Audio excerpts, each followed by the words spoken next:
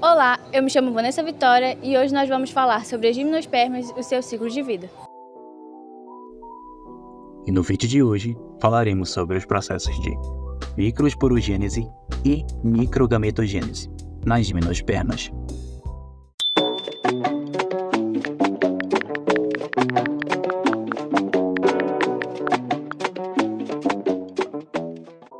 As gimnospermas são um grupo de plantas vasculares que possuem sementes nuas, ou seja, elas não possuem frutos. Elas podem incluir cicas, pinheiros, que são mais comuns na região sul e sudeste. Esse grupo botânico surgiu há 370 milhões de anos e junto deles veio uma grande novidade evolutiva, que foram as sementes. O ciclo de vida das gimnospermas trata-se do ciclo do tipo alternância de geração, onde inclui duas fases: a fase esporofítica, que é uma fase diploide, onde acontece a formação dos esporos, e a fase gametofítica, onde acontece a formação dos gametas, que se trata de uma fase haploide. Esse ciclo passa por processos de mitose e meiose. Olá a todos, eu me chamo Pedro Henrique e hoje eu vou falar sobre o processo de microesporogênese. Diferente do megasporângio, o microesporângio não é maciço por dentro. Muito pelo contrário, ele é oco, ou muitas vezes tem um líquido, onde os micrósporos vão se desenvolver. No interior do microestróbilo, existem estruturas muito importantes para o processo de microesporogênese. Uma delas é o microesporófito, que é uma folha modificada que carrega o microesporângio, que é o responsável pela produção dos micrósporos, que são os esporos masculinos das plantas espermatófitas. A microesporogênese é o processo da gênese dos micrósporos e, para ela acontecer, acontecem diversos processos de divisão celular. Dentro do microesporângio, o processo de origem dos esporos vem da diferenciação, por via mitótica, de células mães chamadas de microesporócitos, que são diploides. A partir disso, há a redução cromossômica desses microesporócitos, que origina 4 células filhas, que contêm metade do DNA inicial, sendo assim, são células haploides. Esse conjunto de 4 células filhas haploide, durante os estágios de desenvolvimento inicial, recebe o nome de tétrade micrósporo. Olá, eu me chamo Thiago e sou acadêmico do curso de Biologia do SESC-UEA. Nesta aula, iremos falar sobre a microgametogênese, que é a formação dos gametas masculinos das gimnospermas. Nas briófitas e pteridófitas, o esporângio se abre e libera os esporos para a reprodução. No caso das gimnospermas, isso não acontece, porque é muito mais vantajoso para os esporos estarem protegidos dentro do esporângio, com um espaço devidamente adequado e com recursos para que se desenvolvam, do que serem dispersos e expostos a intempéries do ambiente. Com a retenção do esporo, ocorre então um processo conhecido como endosporia. Esse processo consiste na germinação do esporo dentro da sua própria parede celular. Temos então um micrósporo já formado. Esse micrósporo passa pela endosporia, que, como já dito, é a germinação desse micrósporo dentro do limite da sua parede. Em seguida, acontece a primeira mitose.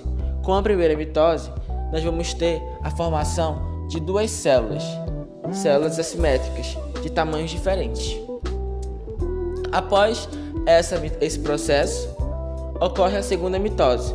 Com a segunda mitose, vamos ter então a formação de 4 células, 2 menores e 2 maiores.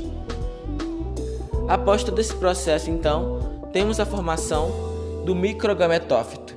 O microgametófito pode desenvolver alas, o que permite com que essas estruturas sejam dispersas através de corrente de vento. Esse tipo de dispersão é conhecido ainda como anemofilia. O produto de todas as etapas da microgametogênese resulta então em um microgametófito com 4 células, sendo 2 delas grandes, a maior delas sendo a célula conhecida como célula do tubo,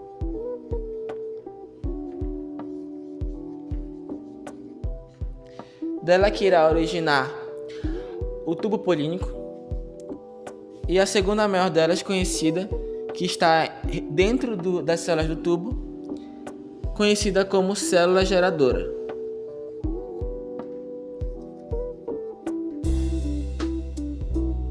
É essa que irá dar origem ao gameta.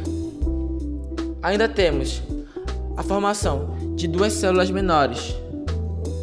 Células essas que são conhecidas como células protalares.